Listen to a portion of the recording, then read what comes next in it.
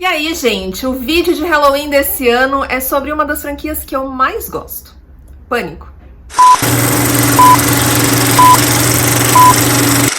Os filmes da franquia Pânico são os típicos slasher movies. O que são os slasher movies? São histórias que têm um assassino que persegue e mata um grupo de pessoas. Então essa é a premissa básica de um slasher movie. Normalmente essas mortes são muito violentas e com muito sangue. A gente escuta muito quando as pessoas falam de um slasher movie a palavra gore. Gore é sanguinolento. Então essas cenas são realmente com muito sanguinolentas mesmo. E esses filmes aqui dessa franquia tem uma outra característica que eu acho que se diferencia da maioria dos slashers, que é o que a gente chama de whodunit story. O que é uma whodunit story? É uma história que a gente precisa descobrir quem é que fez, quem é que matou, né? Quem é o assassino. Então isso, em alguns slashers famosos, como A Hora do Pesadelo, a gente sabe quem é o assassino em todos os filmes. Nesse não, em cada filme vai ter um assassino diferente. Então essas duas características, elas são a base para essa franquia, para todos os filmes do Pânico. Inclusive, no ano passado eu gravei um vídeo falando dos subgêneros do terror, então se você quiser saber um pouquinho mais, eu vou deixar esse vídeo linkado na descrição. O primeiro filme da série teve duas inspirações importantes ali. A primeira é uma história real, é a história do estripador de Gainesville, que acontecem coisas ali muito parecidas com o que acontece no filme. É a história de um homem que comete uma série de assassinatos em uma cidade pequena. É bem parecido mesmo, se você procurar a história desse crime, né, desses crimes, vocês vão ver que é muito parecido com o que acontece no filme mesmo. E a segunda inspiração é de um filme que se chama When a Stranger Calls, de 1979, que também tem uma característica importante, que é quando uma pessoa liga, né? O nome em português é quando um estranho chama. Então é isso mesmo que acontece, a história de uma pessoa que recebe várias ligações aí de uma pessoa desconhecida. Esse filme, ele tá disponível no MUBI e tá disponível aqui no YouTube também, então eu vou deixar linkado na descrição. O diretor dos primeiros filmes é uma figura essencial para o sucesso dessa franquia. O Wes Craven é uma figura emblemática no terror de uma forma em geral, mas especialmente dos slasher movies. Ele foi responsável por duas das maiores franquias de slasher movies. A primeira é A Hora do Pesadelo e a segunda é o Pânico. A Hora do Pesadelo, ela veio no momento... O primeiro filme foi lançado em 1984 e veio no momento que haviam muitos filmes de terror, mas nenhum estava chamando mais muita atenção, e ele trouxe esse filme que mudou muita coisa, tá? Os filmes do Fred Krueger eram muito diferentes de tudo que estava acontecendo ali. E só que depois de um tempo, de tantos filmes, né, tantos slashers, as pessoas ficaram cansadas mesmo, porque, na verdade, as histórias são muito parecidas e ninguém mais queria muito assistir, já não tinha mais tanto investimento nesse tipo de filme. Então, ele veio nos anos 90, em 1996, com o primeiro Pânico, que reavivou esse tipo esse subgênero do terror, né, que a gente já estava tão cansado lá atrás, e aí aqui ele trouxe esse filme que foi muito interessante. O primeiro é muito interessante, com várias características que instigam o público. Então ele conseguiu, ele era, né, na verdade, porque ele morreu em 2015, ele era uma figura muito importante para o terror de uma forma geral. Algumas características são típicas de todos os filmes do Pânico, do primeiro ao sexto. Eu já falei aí que os slashers, eles não são assim tão surpreendentes na sua história base, pelo menos, né? E aqui não é diferente, eles usam a mesma fórmula em todos os filmes. Você tem aí um grupo de pessoas que é perseguido por um assassino, algumas cenas violentas vão acontecer e lá no final a gente vai descobrir quem é o responsável por tudo isso. Então isso acontece em todos os filmes, só que isso não significa que não haja cenas surpreendentes, alguns mistérios que a gente precisa descobrir, coisas que atraem o público de alguma forma. A gente sabe que fãs acabam gostando de qualquer forma, então essa franquia, ela tem um grupo de fãs que gostam mesmo e que querem que essas características se repitam. Então, elas vão sim se repetir em todos os filmes. Eu acredito que nos filmes que eles vão produzir futuramente aí, também certas coisas vão se repetir. Mas eles trazem, assim, um frescor, uma coisa, sempre uma coisa diferente que tá acontecendo no momento. Isso, eles trazem alguns elementos da história, na ambientação da história e nos atores, porque eles sempre usam atores que são muito famosos naquele momento, que são famosos entre os jovens daquele momento. Então, eles começam lá no primeiro com a Neve Campbell, que era muito famosa naquele momento.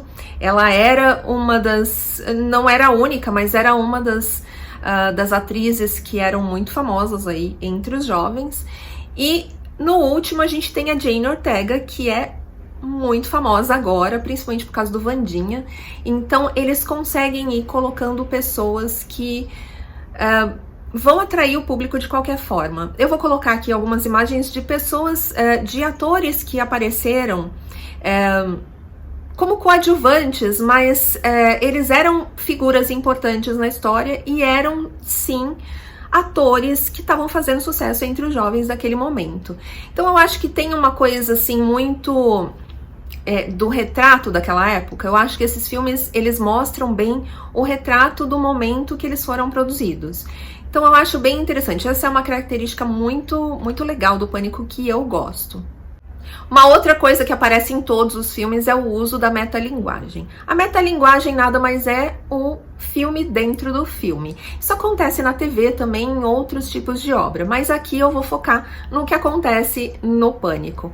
A metalinguagem, ela aparece de duas formas. Uma é quando eles fazem um filme sobre a história do Pânico. Então, a partir do segundo, eles começam uma série de filmes de terror chamada Stab, que nada mais é do que a história do filme, dos assassinatos que acontecem no primeiro filme. E sempre tem uma pessoa, um personagem ali que vai falar como o que acontece num filme de terror. E aí eu acho que é uma coisa legal, mas eles exageram um pouco, porque eles exageram nas explicações. Então, muito do que acontece a gente meio que já sabe que vai acontecer porque eles já explicaram. E também a gente não precisa de tanta explicação, né? A gente tá assistindo, a gente tá vendo o que tá acontecendo. Então, é interessante porque eles usam essa narrativa de uma forma criativa, principalmente no primeiro filme. No primeiro funciona muito bem, porque é uma crítica do gênero. Então eles estão fazendo um filme e estão criticando o gênero que eles estão fazendo. Então isso acontece em todos os filmes, só que eu acho que eles exageram, principalmente já mais do quarto filme em diante. A gente já não precisa mais de tanta explicação. Então isso eu acho que é um ponto negativo, mas no começo eles usaram de uma forma bem criativa, achei bem legal. Eu quero falar das cenas de abertura dos filmes. Em todos eles, do primeiro ao sexto, você vai ter uma cena de abertura muito elaborada. Pra mim, essa é a melhor cena do filme. É a cena que dá o tom do filme. Então, ali eles colocam tudo, como que vai ser o desenvolvimento da história. Normalmente, ela é muito bem escrita e muito bem dirigida, tá? Teve um só deles que eu achei mais ou menos, mas no geral elas são muito boas, muito bem feitas mesmo. E é muito interessante de assistir, porque você começa a perceber o que vai acontecer, como que vai ser esse filme, como que vai ser o desenrolar dessa história. Pra mim, até hoje, a do primeiro filme é a melhor. Eu acho que aquela cena, eu não sei se é porque foi muito surpreendente, a gente não estava esperando que aquilo acontecesse. Foi o primeiro filme da franquia, o primeiro filme que a gente assistiu do Pânico. Então, foi muito chocante, muito surpreendente mesmo. É uma cena muito violenta. Normalmente elas são cenas muito violentas, mas que faz sentido para a história que eles querem contar, tá? Não é uma violência gratuita. Então elas são realmente muito interessantes. A do último filme é muito boa também. a gente até acha que o filme vai inovar um pouquinho, mas não, é a mesma fórmula. Mas a do último é muito legal mesmo, também acontece uma coisa ali que a gente não espera. Então, essa cena, ela é muito importante, ela é muito impactante pro filme. E eu acho assim, se você não assistiu nenhum dos filmes do Pânico, começa com o primeiro, sim, e segue a sequência, porque faz sentido você, principalmente na história, eles fazem muita referência aos outros filmes, mas eu acho que essa primeira cena do primeiro filme vai ser muito impactante. Se você não gostar daquela cena, é porque você não vai gostar da série. O Pânico originalmente era para ser uma trilogia, e foi uma trilogia durante algum tempo aí. O primeiro filme foi lançado em 96, como eu disse. Ele fez muito sucesso e aí eles já tinham duas histórias ali engatilhadas para fazer o segundo e o terceiro. O segundo foi lançado em 97 e o terceiro no ano 2000. E esses três filmes, eles encerram um ciclo da história. Eu vou dar uma visão geral aqui, sem muitos spoilers, porque eu não quero estragar a experiência. Especialmente nesse tipo de filme, a surpresa é muito importante, tá? Então, eu vou só dar uma visão geral mesmo, tá? O primeiro filme, ele conta a história da Sidney Prescott, que é a personagem principal que vai ser perseguida pelo Ghostface. E ela é perseguida pelo Ghostface nos três filmes. Existem duas pessoas ali que são muito importantes para a história e que são as pessoas que ela mais confia, que foram as pessoas que ajudaram a Sidney a se livrar do Ghostface, que é a jornalista Gay Weathers e o xerife Dewey. Então esses três, eles são muito importantes para a história e eles aparecem em quase todos, tá? Não vou também falar muitas coisas porque senão eu vou entregar alguns segredos aí. Mas nesses três primeiros, é basicamente a história da Sidney fugindo do Ghostface. No primeiro, ela descobre quem é. No segundo, ela tenta se isolar para, enfim, não acontecer mais nada com ela, só que o Ghostface aparece de novo e descobre onde ela tá. E no terceiro, é uma história que já se repetiu, então ela já tá mais preparada para encontrar o Ghostface. É interessante porque nesse terceiro aparece o set de filmagem do Stab, que é o filme sobre o Pânico, né? Sobre a história do Pânico. E tem uma cena bem interessante dela ali fugindo do Ghostface. Então, nos três filmes conta esse ciclo aí de história que é ela fugindo do Ghostface. Ele tá indo especificamente atrás dela. E aí, depois que encerra esse ciclo, eles ficam um tempo sem produzir nada a respeito do Pânico. Realmente, eles terminam essa trilogia. 11 anos depois, eles decidem retomar a história do Pânico e em 2011 eles lançam o Pânico 4. O Pânico 4 também é uma história assim sobre a Sidney, é uma perseguição a ela de novo, mas tem alguns elementos diferentes aí.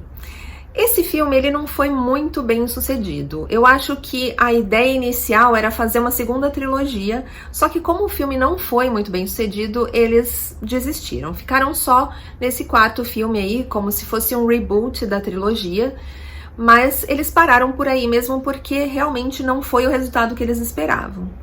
E aí, o que aconteceu alguns anos depois? Em 2022, eles lançam a terceira fase do Pânico, que agora se estabelece como uma franquia e não mais uma trilogia. Qual que é a diferença? A trilogia ela tem uma história fechada, então você percebe nos três primeiros que a história ela tá amarrada uma na outra. Nessa daqui, apesar de ter muita referência e os filmes sempre fazem referência à história original, não necessariamente ela vai dar continuidade às histórias anteriores. E especialmente aqui no Pânico 5, que foi lançado em 2022, eles apresentam novas protagonistas. Então a gente tem a Tara e a Sam, que vão substituir aí a Sidney. A Sidney ainda aparece nesse filme, mas esse é o filme de transição, que não vai ser mais uma história sobre ela, vai ser a história sobre essas duas irmãs. A Sam e a Tara são duas irmãs. No ano seguinte, 2023, este ano aqui, eles lançam o sexto filme. Foi muito rápido, né? Lançar dois filmes aí em sequência, né? Mas o 5 e o 6, eles têm uma continuidade. É uma história, continua sendo a história das duas irmãs. Tem algumas coisas bem interessantes sobre elas, tá? Tem uma coisa sobre a Sam que eu não quero falar aqui, mas eu acho que vai render muita história. Inclusive, eu acho que ela pode eventualmente virar uma vilã lá na frente. E que isso é possível numa franquia. Eu acho que numa trilogia não, mas numa franquia as coisas podem mudar muito. E na franquia, eles podem eliminar alguns personagens que são muito importantes para a história. Ainda não fizeram isso. Gostaria muito que eles não tivessem medo de, sabe, eliminar alguns personagens para colocar uma trama mais interessante aí nos filmes. Mas vamos ver como vai ser o desenrolar aí da história. Eu tenho certeza que eles vão continuar, pelo menos mais um filme eles vão fazer, porque fez muito sucesso. Foi muito nostálgico reassistir tudo, sabe? E ver como a franquia conseguiu se manter interessante, mesmo hoje em dia, sabe? É claro que assistindo os primeiros filmes, eles têm até momentos cômicos, né? Porque isso é uma característica também dos filmes do Pânico, que tem o terror, mas tem ali o alívio cômico, mas no começo, os primeiros filmes, eles são mais frequentes, tá? Mas eu acho que foi uma franquia que envelheceu bem, sabe? E eles conseguiram se manter interessante. Então, tô muito entusiasmada aí pra ver o que vai acontecer no Pânico 7, de repente Pânico 8, né? Vamos ver se eles conseguem se manter relevantes pro público, né? Eu falei que eu ia comentar algumas cenas pra ficar de olho mesmo, algumas cenas bem interessantes dos filmes, mas antes eu quero dizer que esse tipo de cena que eu vou comentar aqui, elas aparecem em todos os filmes. São cenas, assim, longas e intensas. Aquelas cenas que causam uma tensão no telespectador, sabe? Normalmente é uma cena de perseguição, uma cena que a gente acha que vai acontecer alguma coisa ali. Elas costumam ter essa característica de ser intensa e longa, sabe? E essas duas cenas que eu vou mencionar aqui, elas têm isso. No Pânico 5, tem uma cena que o filho da xerife tá tomando banho e acontecem algumas coisas ali. E ela é uma cena muito interessante porque ele tá sozinho em casa e o corte, né, a forma que eles mostram as cenas, os ângulos, eles mostram de uma forma que é pra enganar o público, pra gente achar que o Ghostface tá ali com ele e o tempo inteiro a gente acha que tá e não tá, até um determinado momento que alguma coisa acontece. Que eu não vou contar aqui, que eu não vou estragar a surpresa. E a outra cena que eu quero falar, que é a cena do Pânico 6, é uma cena no metrô. Eu acho assim, o Pânico 6 é o único que é numa cidade grande, que é em Nova York. Eles exploraram muito pouco o cenário. Vamos ver se num próximo filme eles exploram um pouco mais, por ser uma cidade grande. Mas essa cena no metrô é muito legal, porque ela é muito característica ali. E tem assim, por acaso, eles estão ali andando de metrô numa época de Halloween, muita gente fantasiada, inclusive fantasiada de Ghostface. E acontece um monte de coisa que a gente não sabe se aquele Ghostface é o verdadeiro ou é só uma pessoa fantasiada. Então assim, é uma cena muito longa e muito angustiante, sabe? Mas angustiante de uma forma boa para um filme de terror, né? Então essas duas cenas são muito legais, assim, presta atenção se você for assistir, porque eu acho que são dois dos momentos altos aí desses filmes. Então esse foi o vídeo de Halloween desse ano. Eu sou particularmente fã aqui do Pânico, então eu vou assistir todos os filmes que eles lançarem, mesmo já não me assustando tanto quanto eu me assustava antigamente, mas eu continuo me divertindo muito assistindo esses filmes, tá? Então eu vejo vocês no próximo vídeo. Até lá!